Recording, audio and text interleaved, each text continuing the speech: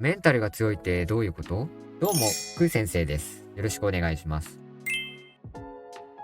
このチャンネルでは脳科学や心理学、マインド改善法を通して自己成長を促すようなノウハウを発信しております。よかったらチャンネル登録、シェアお願いします。さて、今回のテーマですが、ズバリドドン。メンタルが強い人の共通点ですね。なぜこのテーマなのかと言いますと、このチャンネルのコンセプトとして、自己成長を促すってのがあるんですが、その中でもメンタルトレーニングっていうのが大きな枠の一つに入るので、まずはメンタルが強い人の定義っていうのをはっきりさせた方がいいんじゃないかと思いまして、今回の動画を撮らさせていただいております。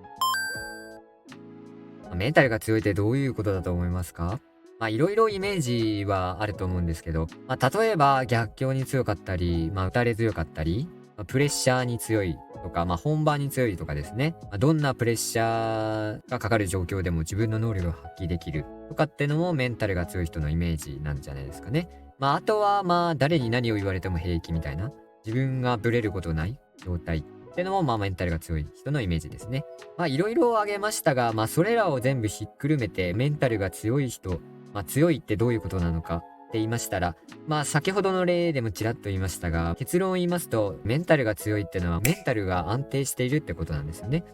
心がブレない、メンタルがブレない。メンタルがブレないことで、周囲の雑念に振り回されることなく、自分の能力を、どんな場面でも最大限発揮できるようになるのがメンタルが強くなる、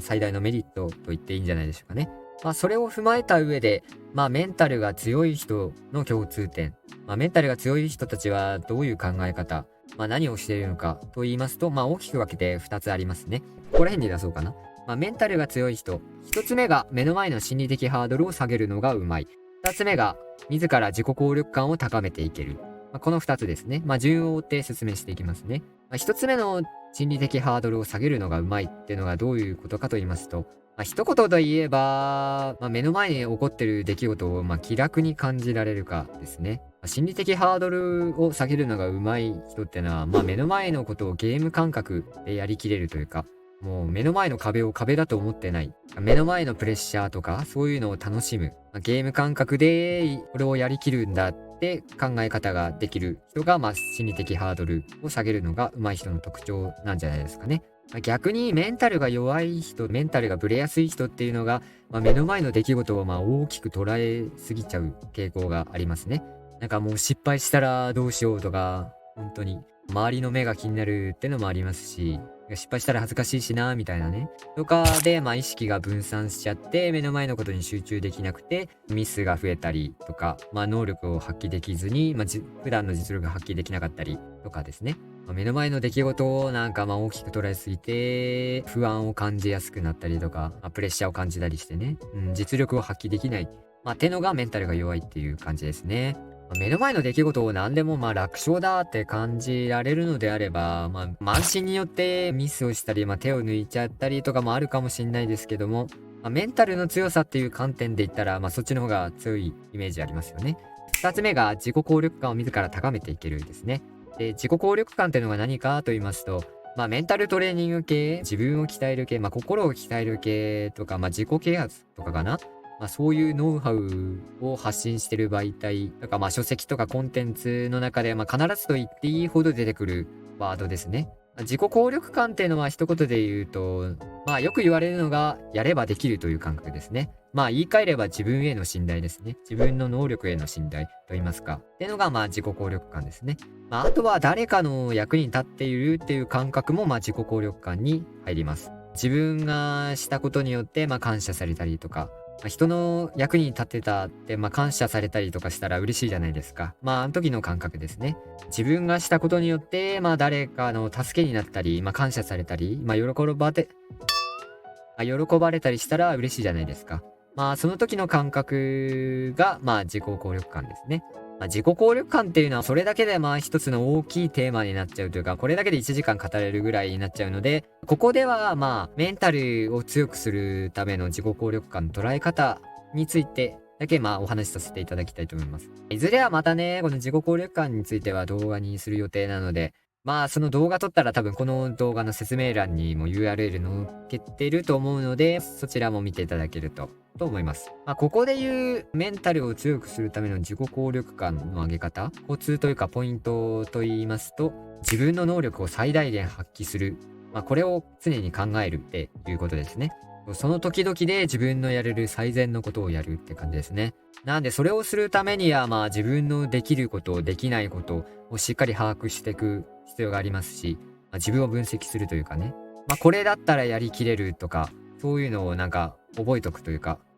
そうやって自分のできること、できないことをはっきりさせていくうちに、自分の得意なことを探すことにもなりますし、それが一つでも見つかれば、それが自分ならやればできるという感覚にもなりますしね。一言で言ったら全力を尽くすっていう感じですよね。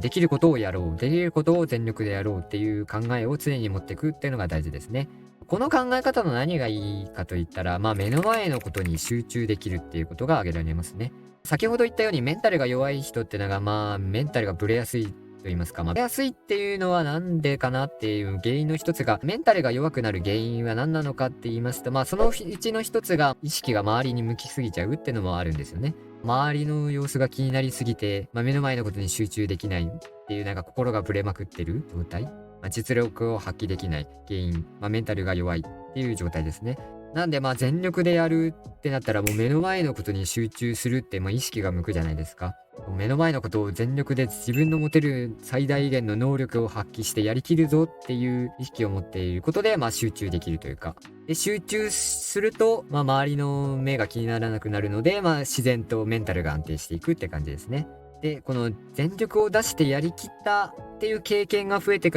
くほど自然に自己効力感が上がっていくっていう仕組みですね。全力を出して失敗したらそれこそ自己効力感下がるんじゃないかと思うかもしれないですけど、最善を尽くしてダメだったらそれはそれで諦めきれるじゃないですか。自分が努力する余地ができるというか、いい意味で諦めきれるというかね。それを糧にして今はできなくてもいつかはできるようになるっていう考え方ができればまた向上心というか上を向いていけるわけじゃないですか。なんで全力を出すこと自体は悪くはないんですよね。どっちかって言ったら失敗した後の考え方によりますね。とにかく全力を出して目の前の出来事、目の前のことをやりきったっていう経験を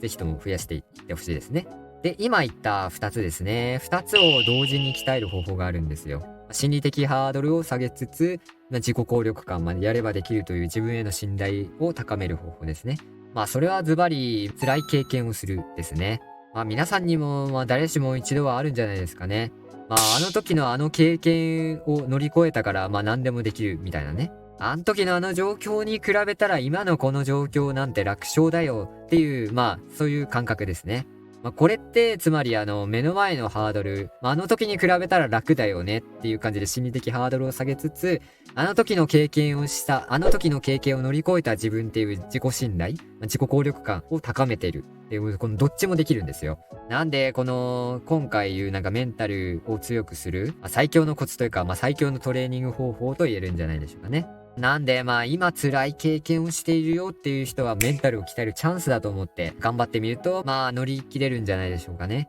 辛いって言ってるよりはこれが試練だからってこの経験をしたら何でも大丈夫だよっていうのが手に入るので、今辛いっていう人はね、もしいたら心の支えにこの今を乗り切れば何でもできる強い自分が手に入ると思ってぜひとも無理のないように頑張ってほしいですね。はい。ということで、今回のまとめですね。こっちですね。はい。今回の話をまとめますと、メンタルトレーニングをする上には、まずメンタルが強いっていうのはどういうことか、定義するのが大事だよっていうことで、メンタルが強い人の定義っていうのは、ここでは、心がブレにくい人ですね。心がブレにくくなることによって、周囲の状況、雑念とかに惑わされず、目の前のことに集中して、自分の実力を発揮できるようになるっていう感じですね。で、それを踏まえた上で、メンタルが強い人の共通点っていうのが2つありましたね。1つ目が目の前の心理的ハードルを下げるのがうまい。で、2つ目が自ら自己効力感を高めるのがうまいっていうことですね。目の前の心理的ハードルを下げて自分を高めていけたら、何でも乗り切れそうな感じするじゃないですか。高さ5センチぐらいの小さな柵を乗り越えるのと、高さ3メートルぐらいある高い壁を乗り越えるのではどっちが楽かって言われたら、前者じゃないですか。ちっちゃい柵を越えた方が楽勝というかね。メンタルがブレないというかね。メンタルがブレるってこともないんじゃないですかね。なんでメンタルが強い究極の状態って何かと言われたら、目の前の壁を壁と感じないっていうことなのかなっていう感じですね。で、逆にメンタルが弱い人、ブレやすい人っていうのは目の前の出来事を高くしすぎて、心理的ハードルを上げすぎて、かつ自分への信頼も低い状態ですね。壁をひたすら見上げて呆然とするイメージですね。っていうのがメンタルが弱い人と言えますね。で、この心理的ハードルを下げつつ、自己効力感を高めていくための最強の方法が、辛い経験をする。辛い経験をするというか、辛い経験を乗り越えるですね。あの時のあの経験に比べたら大したことないよって言えるようになることがメンタルが強くなってる、証拠というか、にもなるんじゃないでしょうかね。さて、いかがだったでしょうか。この動画がもしよかったら、ぜひともグッドボタンと、あとはシェアお願いします。あとコメントなども、感想とかね、アウトプットとかも、していただけると、非常に励みになります。あとは、こういう、脳科学とか心理学系の情報をまとめたブログとかもあるんで、ぜひとも URL 説明欄にあるんで、そちらを見ていただけるとありがたいです。あとは自分、電子書籍を一冊出版しておりまして、道しるべっていうタイトルなんですけど、一言で言ったら、生き方の指針というか、タイトルにもある通り、道しるべを見つけるための、考え方とか、ノウハウとかですね、をまとめた本になりますね。人生の意味とか、情熱の感覚の高め方、使命の決め方、あとは自分の価値観を浮き彫りにするための、自分への質問、自分のマインドを、整えて、気づきを与える、自分自身に気づきを与えるっていう、自分自身への問いかけ、セルフトークって言うんですけど、その人生の意義というか、自分の人生の目的を見つけるための、セルフトークリストですね。それも120個ほど、まとめた、資料というか、特典とかもついてますので、人生に迷ってるよとか、生き方どうしようとか思ってる人の、ヒントになるんじゃないでしょうかね。なんでぜひとも、ちらっとでもいいので読んでいただけると、非常にありがたいですね。その URL が、ブログの中にありますので、ぜひともそちらを見ていただけると、YouTube の説明欄に直接貼ってもいいんですけど、